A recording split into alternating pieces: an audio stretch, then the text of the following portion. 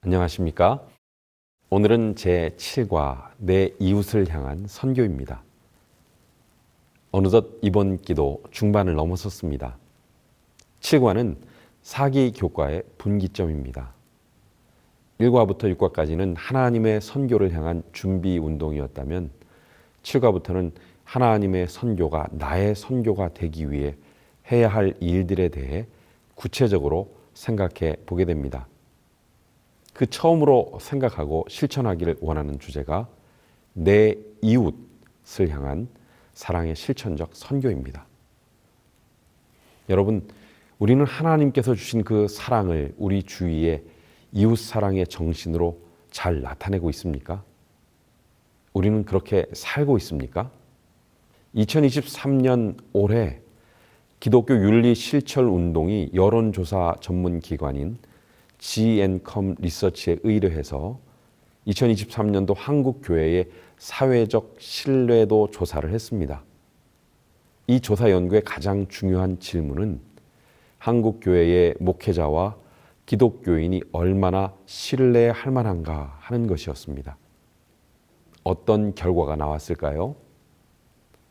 교회와 목회자에 대하여 매우 신뢰한다고 말한 사람은 각각 2.7%와 3.3%로 나타났습니다.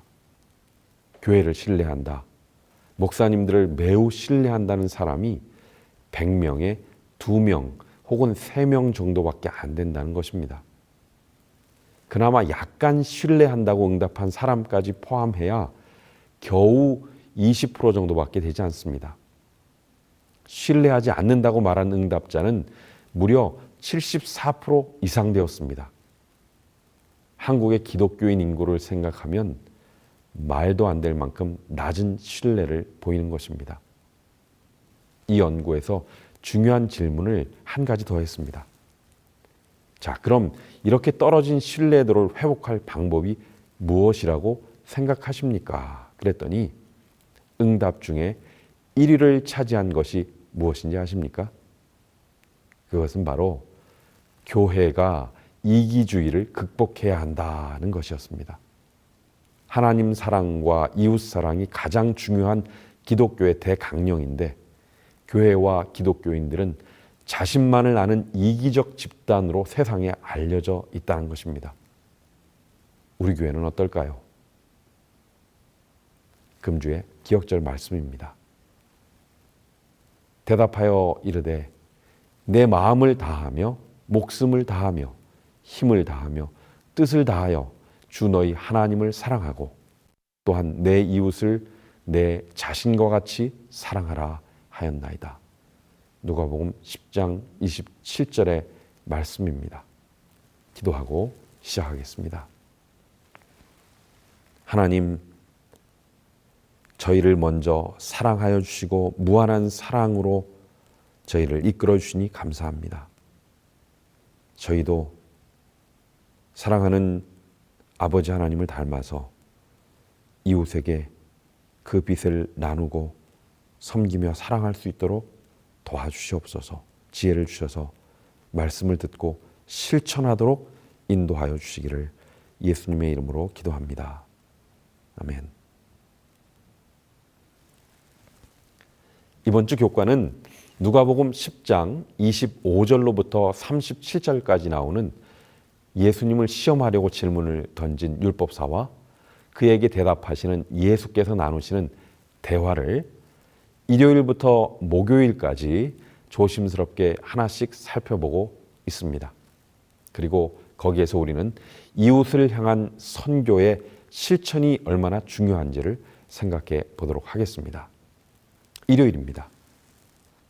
가장 중요한 질문. 누가복음 10장 25절의 말씀입니다. 어떤 율법 교사가 일어나 예수를 시험하여 이르되 선생님, 내가 무엇을 하여야 영생을 얻으리이까? 한 율법사의 이야기로부터 이 이야기가 시작됩니다. 그는 한 가지 질문을 가지고 예수께 왔습니다. 그 질문은 무엇이었습니까? 내가 무엇을 하여야 영생을 얻으리이까 하는 것이었습니다. 얼마나 좋은 질문입니까? 얼마나 인생에게 필요하며 절실한 질문입니까? 얼마나 예수님께 묻기에 적절한 질문입니까? 그런데 문제는 이 질문의 의도와 타이밍입니다. 성경은 이 질문의 의도가 예수님을 시험하려고 하는 데 있었다고 말합니다. 이 의미심장한 질문이 나온 그 중요한 시점이 예수를 시험하려는 순간에 나왔다는 것이죠. 더 순수하고 더 간절한 마음으로 예수님을 찾는 바로 그때에 예수께 이런 질문을 했더라면 얼마나 좋았을까요? 때로 기독교인들이 하나님을 믿지 않는 사람들에 대하여 이해하지 못하는 것이 있듯이 하나님을 믿지 않는 사람들이 기독교인에 대하여 이해하지 못하는 것이 있는 듯합니다. 삼육대학교에 와서 하나님을 알고 이제 막 신앙을 시작한 한 청년이 이런 이야기를 했습니다. 제가 이 대학에 와서 청년 소그룹 활동에 참여하면서 이해할 수 없었던 것은 교회 사람들은 밖에 사람들이 술이나 먹어야 나눌 수 있는 이야기들을 멀쩡한 정신으로 하고 있다는 것이었습니다. 여러분은 이 청년의 이야기를 어떻게 생각하십니까? 그리스도인들은 이해하기 참 어려운 이상한 일입니다. 제가 군 생활을 할 때 경험한 것이나 혹은 믿지 않는 친척이나 이웃들과 있었던 일들을 떠올려 보면 정말 그렇습니다. 내면의 깊은 이야기, 그리고 영적 갈망, 종교적 관심을 제게 표현하거나 질문을 하는 많은 경우에 그들은 술을 먹거나 혹은 군중 심리에 의해 놀리듯이 진지하고 중요한 질문을 그런 상황에서 했던 것입니다. 분명 그 주제나 질문에는 상당한 인생의 고민과 영적 관심이 드러나고 있는데 그 상황이 저를 참 난감하게 만들었습니다. 왜 그 수많은 좋은 시간들을 두고 이런 장소와 시간에 이런 방법으로 이런 중요한 질문을 하는지 말이죠. 이렇듯 간혹 우리는 부적절한 시간과 장소에서 혹은 그 의도가 분명하지 않은 상황에서 매우 중요한 인생의 질문들을 받습니다. 예수님도 그런 상황에 계셨던 것입니다. 그럼 예수님께서는 이런 상황에 어떻게 대처하셨습니까? 예수님께서는 율법사의 동기가 진실하지 않다는 것을 아셨음에도 불구하고 그를 진실하게 대하셨습니다. 예수께서는 율법사의 질문을 이용하여 율법사 자신과 청중으로 하여금 자신의 마음을 잘 살펴보도록 이끄셨던 것이죠. 주님은 그의 의도가 진실하지 않은 것을 알면서도 그를 무시하거나 무례하게 대하지 않으셨던 것입니다. 바울도 이와 비슷한 상황을 만난 듯합니다. 사도행전 26장을 보면 바울은 영어의 몸이 되어 벨릭스와 그의 아내 두루실라 앞에 서게 됩니다. 성경은 말하기를 그들은 바울을 불러 세워놓고는 그리스도 예수 믿는 도에 대해서 물었습니다. 그러나 그들의 의도는 두루실라의 호기심을 충족시키기 위해서 아니면 바울에게서 돈을 받으려고 하는 그런 의사가 있다는 사실을, 돈을 받고 풀어줄 의사가 있다는 사실을 알리기 위해서 그렇게 했던 것입니다. 바울도 참 묘한 장소에서 바람직하지 못한 의도를 가진 사람들 앞에 붙들려 나가서 예수님을 믿는 도리에 대하여 질문을 받았던 것입니다. 그러나 그들 앞에서 바울의 설교는 매우 진지하고 신실했습니다.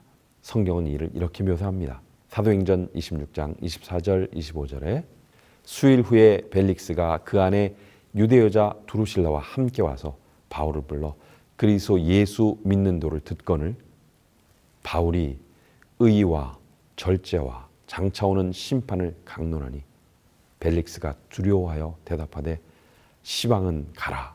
내가 틈이 있으면 너를 부르리라 하고.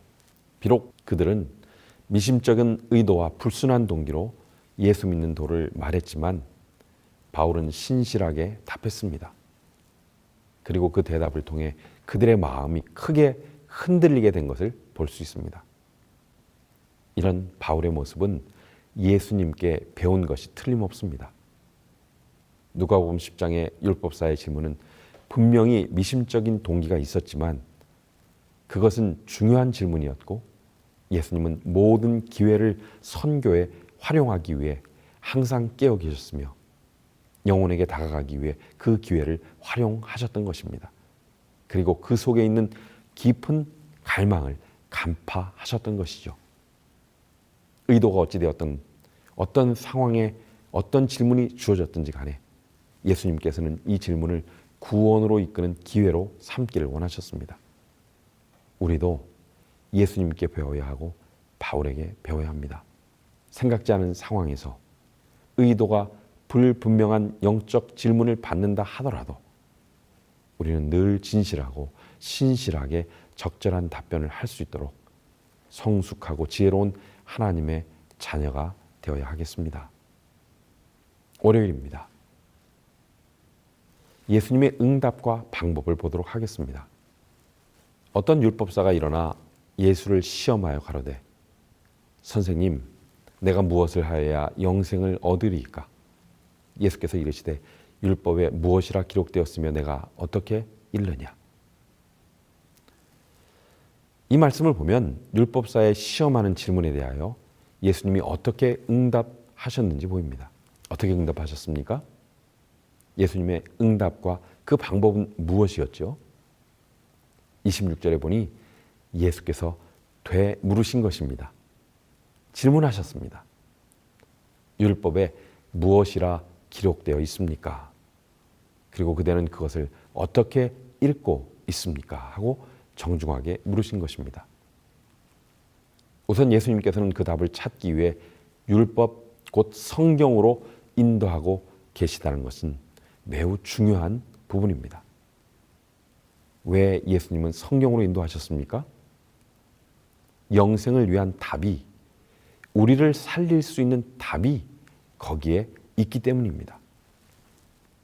디모데후서 3장 16절의 말씀을 주의 깊게 읽어봅시다. 성경은 하나님의 감동으로 되었다고 합니다.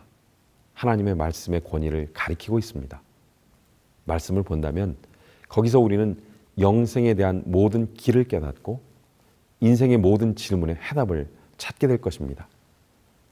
그런데 우리는 인생의 많은 질문과 문제를 가지고 답을 원하면서도 그것을 정작 찾기 위해서 스스로 노력하지 않을 때가 있습니다. 다른 사람의 말을 듣는 것만 아니라 우리 각자가 하나님의 말씀인 성경을 스스로 읽어야 합니다. 왜냐하면 답은 이미 성경에 나와 있기 때문이죠. 그렇다면 우리는 얼마나 하나님의 말씀을 가까이 하고 있으며 얼마나 자주 말씀 안에서 우리의 인생의 문제를 해결하고 있습니까? 얼마나 그 말씀이 우리의 능력이 되고 있습니까? 하루는 한 청년이 꿈을 꿨답니다. 악몽이었습니다. 매우 고통스러웠습니다. 이 청년은 하나님의 능력으로 이 악몽에서 벗어나기를 원했고 그렇게 될 줄을 믿었습니다. 그래서 하나님의 약속의 말씀을 주장해야겠다고 그 꿈속에서 생각했습니다. 그런데 생각나는 하나님의 말씀이 하나도 없었습니다. 너무 힘든 그 순간에 하나님의 말씀을 떠올리고 싶은데 떠오르는 말씀이 없었던 것입니다. 그런데 그때 하나의 말씀이 떠올랐습니다. 그리고 외쳤습니다. 태초에 하나님이 천지를 창조하시니라. 악몽에서 깨어난 청년은 깊은 반성을 했다고 합니다. 내 모든 문제의 해답은 성경에 있는 줄을 알기는 알지만 얼마나 많은 하나님의 말씀을 삶 속에서 기억하고 간직하고 있는지 되돌아보게 된 것이죠. 주의 말씀은 내 발의 등이요 내 길의 빛이니이다. 시편 기자의 이 고백은 한 줄의 시가 아니라 모든 성도들의 매 순간의 삶 속에 경험하는 간증이 되어야 하겠습니다. 화요일에는 예수께서 율법사에게 이를 행하라 하신 말씀에 초점을 맞추고 있습니다. 율법사는 율법의 대강령을 잘 말했습니다. 그래서 율법에 무엇이라 기록되었으며 내가 어떻게 읽느냐는 예수님의 질문에 매우 훌륭한 대답을 했습니다. 대답하여 가로되 내 마음을 다하며 목숨을 다하며 힘을 다하며 뜻을 다하여 주 너희 하나님을 사랑하고 또한 내 이웃을 내 몸과 같이 사랑하라 하였나이다 하고 대답을 한 것이죠. 그 대답에 대하여 예수께서 그를 칭찬하셨습니다. 내 대답이 옳도다. 그리고 그 다음 말씀이 중요합니다. 무엇이죠? 이를 행하라. 그러면 살리라.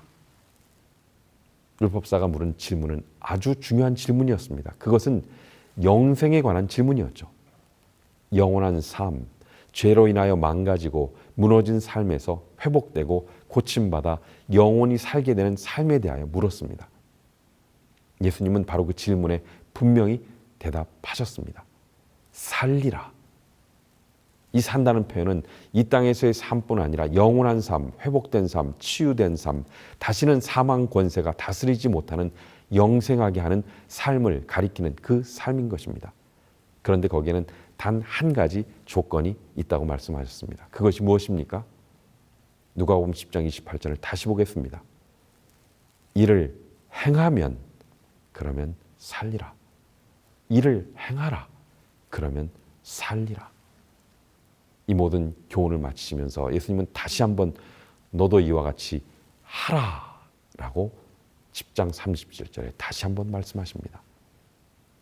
두 번이나 분명하게 강조하여 예수께서 밑줄을 그어 말씀하시는 이 말씀은 행하라 하는 이것입니다.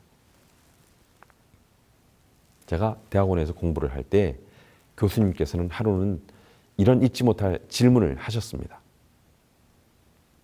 여러분들은 꿈꾸고 기대하는 것을 설교하고 계십니까? 아니면 여러분의 삶을 통해 나타나고 있는 것들을 설교하십니까?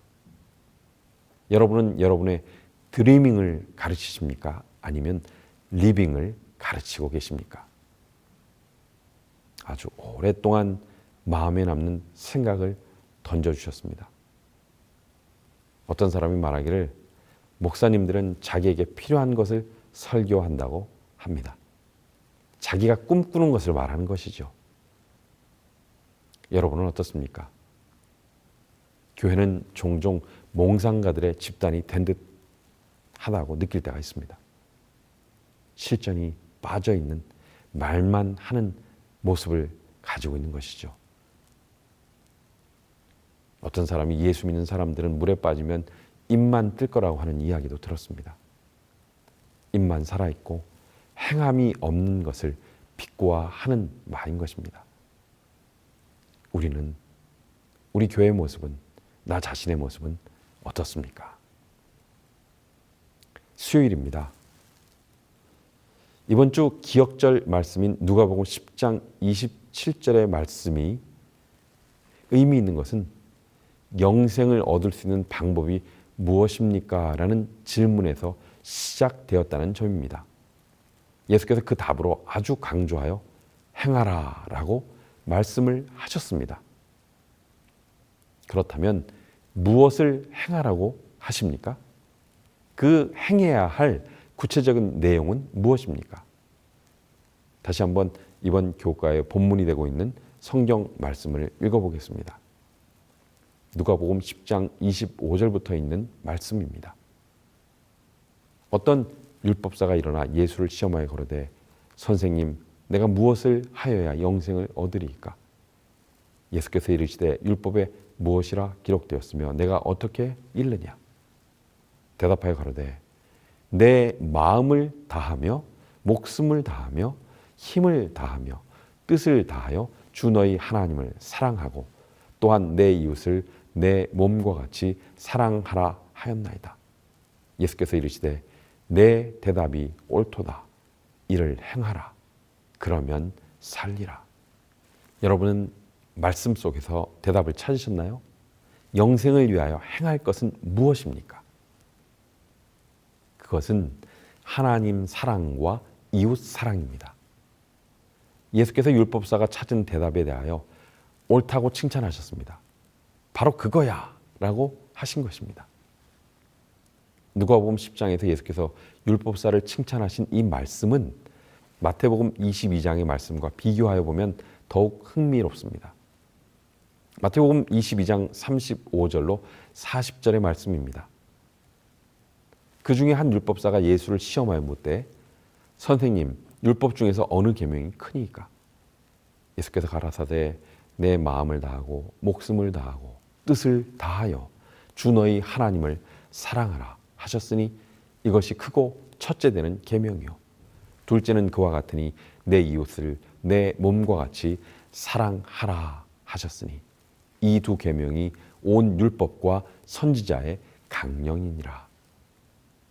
누가복음 10장과 마태복음 22장의 두 말씀을 비교해 보면 똑같이 한 율법사가 와서 예수님을 시험하기 위하여 질문합니다. 그리고 거의 유사한 질문을 합니다. 그리고 똑같은 답변이 기록되어 있습니다. 곧 그 답이란 하나님 사랑과 이웃 사랑입니다. 그런데 한 가지가 정반대입니다. 마태복음에서는 그 대답을 한 사람이 율법사가 아니라 예수님 자신이라는 것입니다. 예수님이 하신 말씀과 율법사의 대답이 일치하고 있습니다. 그러므로 우리는 왜 예수께서 하나님 사랑과 이웃 사랑을 영생에 이르는 방법이라고 말한 율법사를 칭찬하셨는지 분명히 알게 됩니다. 예수께서 원하셨던 그 답을 율법사가 한 것입니다. 그래서 하나님 사랑과 이웃 사랑 이 두 축은 무너질 수 없으며 분리될 수도 없습니다. 그런데 우리는 종종 하나님을 사랑해야 한다는 것은 중요하게 생각하면서 이웃을 사랑해야 한다는 것은 그렇게 중요하게 생각하지 못하는 경향이 있습니다. 사도 요한은 이렇게 말합니다. 요한일서 4장 20절로 21절입니다. 누구든지 하나님을 사랑하노라 하고 그 형제를 미워하면 이는 거짓말하는 자니 보는 바 그 형제를 사랑하지 아니하는 자는 보지 못하는 바 하나님을 사랑할 수 없느니라. 우리가 이 계명을 주께 받았나니 하나님을 사랑하는 자는 또한 그 형제를 사랑할지니라.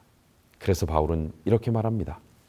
갈라디아 5장에 온 율법은 내 이웃 사랑하기를 내 자신같이 하라 하신 말씀에서 이루어졌나니 하나님을 사랑하는 것은 다른 사람을 대하는 방식에서 그 사랑이 예증될 때에만 실질적으로 확인할 수 있는 것입니다.